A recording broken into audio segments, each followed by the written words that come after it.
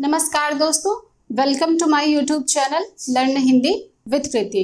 दोस्तों, आज की वीडियो में आप देख रहे हैं कि हम CBSE board class 10th Hindi course A का सैंपल पेपर 2020 एंड 21 का जो अभी हाल ही में सीबीएसई द्वारा जारी किया गया है, तो इस सैंपल पेपर में हम व्यावहारिक व्याकरण के अंतर्गत जो प्रश्न है हम उसे हल करेंगे। वीडियो को आप पूरा अंत तक जरूर देखिएगा। मैं आपको बहुत सारे टिप्स और ट्रिक के साथ प्रश्नों को हल करना सिखाऊंगी और इस वीडियो को हम दो भाग में बनाएंगे। पहला जो प्रश्न नंबर 3 और 4 है, जिसके अंतर्गत टोटल 10 प्रश्न हैं, उसे हम इस वीडियो में देखेंगे। बाकी के प्रश्नों को हम नेक्स्ट वीडियो में देखेंगे। तो चलिए हम सबसे पहले शुरू करते हैं, सीधा आते हैं प्रश्न नंबर 3 पर। तो प्रश्न नंबर 3 आपका है कि निम्नलिखित 5 में से किन्हीं 4 प्रश्नों के उत्तर लिखिए। तो आपको प्रश्न नंबर 3 में 5 प्रश्न दिए गए हैं, जिसमें से आपको 4 प्रश्नों को हल करने हैं। तो सबसे पहला प्रश्न है, हर्षिता बहुत विनम्र है और सर्वत्र सम्मान प्राप्त करती है। रचना के आधार पर वाक्य भेद, इसमें आपको वाक्य भेद बताना है। तो आप देख रहे हैं कि हर्षिता बहुत विनम्र है और सर्वत्र सम्मान प्राप्त करती है। तो भेद के आधार पर, रचना के आधार पर जो वाक्य भेद है यह संयुक्त वाक्य है। आपके ऑप्शन है, पहला है सरल वाक्य, दूसरा है मिश्र वाक्य, तीसरा है संयुक्त वाक्य और चौथा है साधारण वाक्य। आपका ऑप्शन नंबर 3 सही है, संयुक्त वाक्य। सबसे पहले ये जान लीजिए कि सरल वाक्य को ही साधारण वाक्य कहा जाता है। अब आपका जो आंसर है संयुक्त वाक्य। तो संयुक्त वाक्य के विषय में थोड़ा सा हम समझ लेते हैं ताकि आपको पहचानना आ जाए कि किसी उदाहरण में या किसी सेंटेंस में संयुक्त वाक्य किस प्रकार से आप पहचानेंगे। देखिए, संयुक्त शब्द का अर्थ ये होता है कि जो जोड़ता हो, संयुक्त करता हो। तो इसमें बेसिकली होता क्या है संयुक्त वाक्य में कि दो वाक्य होते हैं जिन्हें योजक शब्दों के माध्यम से जोड़ा गया होता है। और वो योजक शब्द क्या होते हैं, जो पहचानने का तरीका है, यही मैं आपको ट्रिक बता रही हूं कि जो योजक शब्द होते हैं वो क्या होते हैं, और, तथा, किंतु, परंतु, इस प्रकार के बहुत सारे होते हैं। मतलब और, तथा, एवं, किंतु, परंतु, लेकिन, अथवा, या। तो कहने का मतलब है इनका प्रयोग किस प्रकार से किया जाता है, क्योंकि यह दो वाक्यों को, दो सेंटेंस को जोड़ने का कार्य करते हैं। तो यह हमेशा मध्य में आते हैं, बीच में आते हैं। इधर कोई सेंटेंस रहेगा, कोई वाक्य रहेगा, बीच में यह योजक शब्द होते हैं, जैसे और, तथा, किंतु, परंतु, फिर वाक्य रहेगा। तो इस प्रकार ये जो योजक शब्द होते हैं यह दो वाक्यों को जोड़ने का कार्य करते हैं। तो आपका प्रश्न क्या है कि हर्षिता बहुत विनम्र है और सर्वत्र सम्मान प्राप्त करती है। तो यह योजक शब्द के माध्यम से जुड़ रहा है, इसलिए यह संयुक्त वाक्य है। ठीक है, फिर आ जाइए, आपका दूसरा प्रश्न है, निम्नलिखित में से मिश्र वाक्य है। आपको ऑप्शन में से मिश्र वाक्य पहचानना है। अब सबसे पहले तो मिश्र वाक्य क्या होता है यह आप समझ के देखिए। जब आप मिश्र वाक्य को समझेंगे और इसको पहचानने का तरीका मैं आपको बताती हूँ, तब आप किसी प्रश्न को, उसके ऑप्शन को देख करके कैसे पहचानेंगे कि यह मिश्र वाक्य है। तो मिश्र वाक्य में क्या होता है कि दो वाक्य या दो से अधिक वाक्य होते हैं, परंतु उनमें एक वाक्य प्रधान होता है, मुख्य होता है, और बाकी के जो अन्य उपवाक्य होते हैं वह उस पर डिपेंड होते हैं, आश्रित होते हैं। और इनमें जो पहचानने का जो तरीका है वह क्या है, इसमें व्याधिकरण योजक शब्द आते हैं। व्याधिकरण योजक शब्द किस प्रकार आते हैं, कैसे आते हैं, मैं आपको बताती हूँ। देखिए, कुछ शब्द हैं जैसे यह क्या करते हैं, जोड़ते कैसे हैं, जैसे जो, फिर बीच में कुछ वाक्य रहेगा, फिर रहेगा कि, उसके बाद फिर वाक्य होगा। दूसरा व्याधिकरण योजक शब्द क्या है, फिर जैसे जो, फिर वाक्य रहेगा, फिर वह, फिर वाक्य रहेगा। फिर होता है जो, फिर वाक्य होगा वे, जैसे, फिर इस प्रकार के कई सारे होते हैं। मैं आपको बताती हूं कौन कौन से होते हैं। जैसे व्याधिकरण योजक शब्द हैं, जैसे, कि, जो, वह, जो, वे, जैसे, अगर, तो, अगर, फिर हो जाएगा तो। इस प्रकार से यह व्याधिकरण योजक शब्द हैं जो कि वाक्यों को जोड़ते हैं। तो यह आपको पहचानने का ट्रिक है कि मिश्र वाक्य को आप किस प्रकार पहचानेंगे ऐसे। तो पहले हम ऑप्शन देखते हैं कि ऑप्शन क्या क्या है। आपका ऑप्शन पहला है, मैंने एक वृद्ध की सहायता की। एक वृद्ध की सहायता की, यहाँ सहायता करना ही एक मुख्य क्रिया है, तो यह आपका सरल वाक्य हो जाएगा। दूसरा ऑप्शन देखिए, जो विद्यार्थी परिश्रमी होता है वह अवश्य सफल होता है। अब आपको क्या मिला, जो विद्यार्थी परिश्रम करता है, परिश्रमी होता है, वह अवश्य सफल होता है। तो आपको क्या मिला, यह देखिए व्याधिकरण योजक शब्द है, जो, वह, यह। तो यह आपको पहचानने का तरीका है मिश्र वाक्य को। ठीक है, तो आपका ऑप्शन नंबर 2 सही हो जाएगा। आपका आंसर है आंसर नंबर 2, जो विद्यार्थी परिश्रमी होता है वह अवश्य सफल होता है। ठीक है, चलिए बढ़ते हैं नेक्स्ट प्रश्न पर। प्रश्न नंबर 3 है, प्रेयस बाजार गया, वहां से सेब लाया। इस वाक्य का संयुक्त वाक्य में रूपांतरण क्या होगा। अब आपका सेंटेंस है कि प्रेयस बाजार गया, वहां से सेब लाया।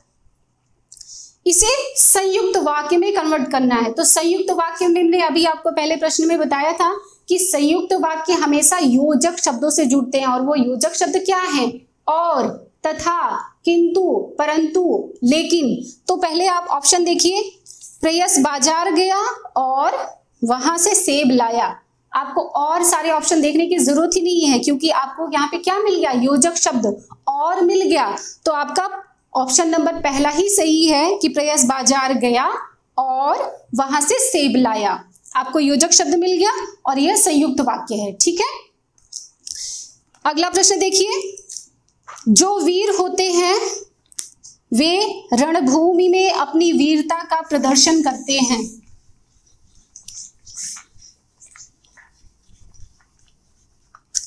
यह है प्रश्न नंबर 4। जो वीर होते हैं वे रणभूमि में अपनी वीरता का प्रदर्शन करते हैं। मैं पूरा नहीं लिख रही हूं क्योंकि आपको समझाना है। सबसे पहले तो हमें यह समझना है कि रचना के आधार पर यह कौन सा वाक्य है। मैंने आपको मिश्र वाक्य में क्या बताया कि व्याधिकरण योजक शब्द मिलते हैं। वो क्या होते हैं, जो, कि, जो, वह, जो, वे। इस प्रकार तो अगर आप देखेंगे तो क्या मिल रहा है, जो वीर होते हैं वे रणभूमि में अपनी वीरता का प्रदर्शन करते हैं। तो यह सबसे पहले तो समझ में आया कि यह मिश्र वाक्य है। अब इसमें पूछा जा रहा है कि रेखांकित उपवाक्य भेद कौन सा है। तो आपका यह है जो वीर होते हैं। अब अगर आप इसे देखें तो आपको समझ में आएगा कि यह एक विशेषण का कार्य करता है। यदि मैं आपके बारे में कहूं कि राम वीर है, राम कायर है, राम परिश्रमी है, राम ईमानदार है, तो ये क्या है, यह संज्ञा सर्वनाम की विशेषता बता रहा है। वह ईमानदार है तो क्या है, सर्वनाम की विशेषता बता रहा है। तो जैसे वीरता है, कायरता है, यह संज्ञा और सर्वनाम के लिए विशेषण का कार्य करते हैं। तो जो वाक्य किसी संज्ञा या सर्वनाम की विशेषता बताते हैं उसे विशेषण कहते हैं। तो आप इसे ऑप्शन देखिए, संज्ञा आश्रित उपवाक्य, सर्वनाम आश्रित उपवाक्य, क्रिया विशेषण आश्रित उपवाक्य, चौथा है विशेषण आश्रित उपवाक्य। तो मैंने आपको बताया क्या यह क्या कर रहे हैं, जो वीर होते हैं वे रणभूमि में अपनी वीरता का प्रदर्शन करते हैं। तो यह क्या विशेषता बता रहे हैं, इसलिए यह ऑप्शन नंबर आपका चौथा सही हो जाएगा, विशेषण आश्रित उपवाक्य। ठीक है, अगला प्रश्न देखिए, निम्नलिखित में से सरल वाक्य है, आपको ऑप्शन में से सरल वाक्य पहचानना है। तो सबसे पहले तो समझिए कि सरल वाक्य क्या होते हैं। सरल वाक्य जिसमें एक ही मुख्य क्रिया होती है। सरल वाक्य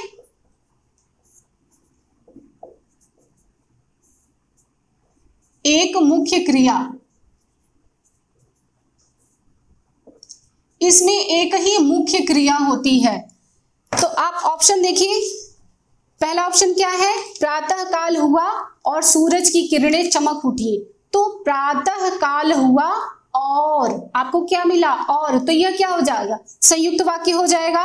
दूसरा ऑप्शन देखिए, जब प्रातः काल हुआ, जैसे ही जब आया यह कहां चला गया, यह जब तब, यह मिश्र वाक्य में चला जाता है, तो दूसरा ऑप्शन आपका नहीं है। तीसरा क्या है, प्रातः काल होते ही सूरज की किरणें चमक उठी, यही आपका आंसर है, एक ही मुख्य क्रिया है। आपका चौथा है, जैसे ही प्रातः काल हुआ, तो यह जैसे जो शब्द है वह मिश्र वाक्य में चला जाता है। तो आपका ऑप्शन नंबर 3 सरल वाक्य का उदाहरण है, प्रातः काल होते ही सूरज की किरणें चमक उठी। तो यह ऑप्शन नंबर आपका 3, यह आपका आंसर है कि प्रातः काल होते ही सूरज की किरणें चमक उठी। चलिए अब प्रश्न नंबर 4 देखते हैं। प्रश्न नंबर 4 में भी दिया गया है कि निम्नलिखित 5 में से किन्हीं 4 प्रश्नों के उत्तर दीजिए। इसमें प्रश्न नंबर 4 के अंतर्गत भी आपको 5 प्रश्न दिए गए हैं, जिसमें से आपको 4 प्रश्न करने हैं। तो पहला प्रश्न देखिए, इस वाक्य का वाच्य लिखिए। अशोक ने विश्व को शांति का संदेश दिया। अशोक ने विश्व को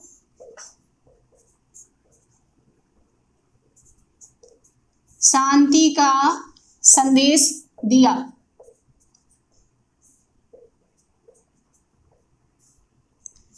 आपको इसमें इस वाक्य का वाच्य पहचानना है।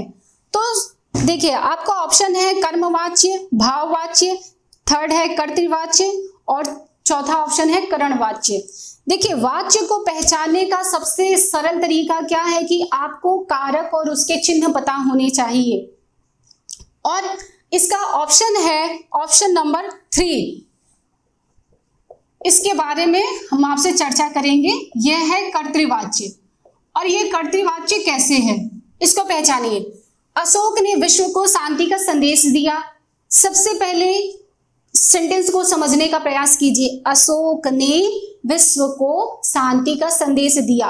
अगर मैं आपसे प्रश्न पूछूं इस प्रश्न के आधार पर कि विश्व को शांति का संदेश किसने दिया, तो आंसर क्या है, अशोक ने। अब अगर आप कारक चिन्ह जानते होंगे तो यहां पर अशोक क्या है, कर्ता है, और कर्ता का चिन्ह क्या है, ने। ऐसे कर्म का क्या होता है, को। तो आपको कारक चिन्ह याद होंगे, तब आप वाच्य को इस तरह से पहचानने में आपको आसानी होगी। तो आपको पता चल रहा है कि ने से पहले जो होता है वह क्या होता है, कर्ता होता है। तो अशोक ने, यहाँ पर क्या बात किया जा रहा है कि कर्ता यहाँ पर प्रधान है। अशोक ने ही तो विश्व को शांति का संदेश दिया, तो मुख्य कौन है, मेन बिंदु कहाँ जा रहा है, अशोक पर। तो अशोक ने, अशोक कर्ता है, तो कर्ता होने के कारण यह क्या हो जाएगा, कर्तृवाच्य हो जाएगा। ठीक है, इस तरह के प्रश्नों को हल करने के लिए आपको कारक और उसके चिन्ह पता होने चाहिए। अगला प्रश्न देखिए, दूसरा प्रश्न है, हम इस खुले मैदान में दौड़ सकते हैं। उपर्युक्त वाक्य को भाववाच्य में बदलिए।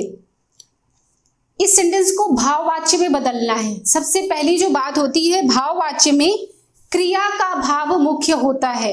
भाववाच्य में बदलना है आपको, तो भाववाच्य में क्रिया का भाव मुख्य होता है। और इसमें सेंटेंस किस प्रकार से आते हैं, हमसे दौड़ा जा सकता है, हमसे खाया जा सकता है, हमसे गाया जा सकता है। इस प्रकार के सेंटेंस भाववाच्य में आते हैं। इनको पहचानना बहुत आसान है। आप ऑप्शन देखिए, पहला ऑप्शन क्या है, हम दौड़ सकते हैं इस खुले मैदान में, यह तो नहीं है। दूसरा क्या है, हम इस खुले मैदान में दौड़ सकेंगे, यह भी नहीं है। तीसरा देखिए, हमसे इस खुले मैदान में दौड़ा जाएगा, यह भी नहीं है। चौथा है हमसे इस खुले मैदान में दौड़ा जा सकता है। तुमने क्या बताया, भाववाच्य में हमसे यह किया जा सकता है, खाया जा सकता है, दौड़ा जा सकता है, भागा जा सकता है, गाया जा सकता है, इस प्रकार के सेंटेंस आते हैं। तो आपका ऑप्शन नंबर 4 सही हो जाएगा। ठीक है, हमसे इस खुले मैदान में दौड़ा जा सकता है।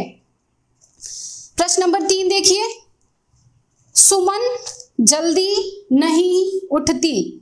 सुमन जल्दी नहीं उठती प्रस्तुत वाक्य को भाववाच्य में बदलिए। अभी मैंने आपको बताया कि इसमें किस प्रकार के शब्द हैं, दौड़ा जा सकता है, खाया जा सकता है, जाया जा सकता है, इस प्रकार के सेंटेंस आते हैं। तो आप पहले ऑप्शन देखिए क्या है, सुमन जल्दी नहीं उठ पाती, यह नहीं होगा। दूसरा क्या है, सुमन जल्दी से नहीं उठ सकेगी, यह भी नहीं होगा। तीसरा क्या है, सुमन जल्दी नहीं उठ पाएगी, यह भी नहीं होगा। चौथा ऑप्शन है सुमन से जल्दी नहीं उठा जाता, यही आपका आंसर है। यह भाववाच्य है कि सुमन से जल्दी नहीं उठा जाता। तो आपका ऑप्शन नंबर 4 सही हो जाएगा।